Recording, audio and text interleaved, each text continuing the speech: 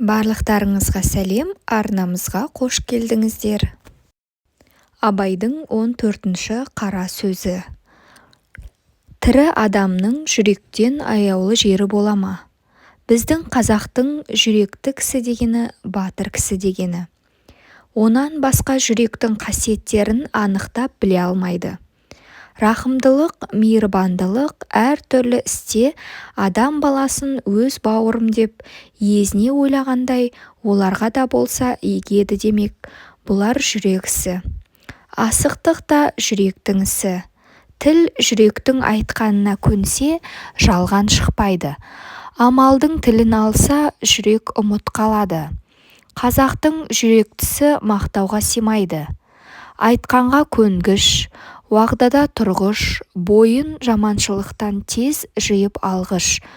Көштің соңынан үйтше ере бермей, адасқан көптен атының басын бұрып алуға жараған. Әділетті ақыл мойындаған нәрсеге қиын да болса мойындау, әділетті ақыл мойындамаған нәрсеге оңай да болса мойындамау ерлік. Батырлық осы болмаса, қазақтың айтқан батыры әншейін жүректі емес, қасқыр жүректі деген сөз. Қазақта адам баласы ғой, көбі ақылсыздығынан азбайды. Ақылдың сөзін ұғып аларлық жүректе жігер, қайрат, байлаулықтың жоқтығынан азады. Білімді білсе де арсыз қайратсыздығынан ескермей, ұстамай кетеді.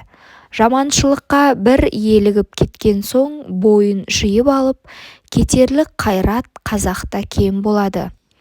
Осы жұрттың көбінің айтып жүрген мықты жігіт, ер жігіт, пысық жігіт деп ат қойып жүрген кісілерінің бәрі пәлеге, жаманшылыққа еліртпек үшін бірін-бірі айда батырлап, қыздырып алады да артын ойлатпай азғыратұғын сөздері.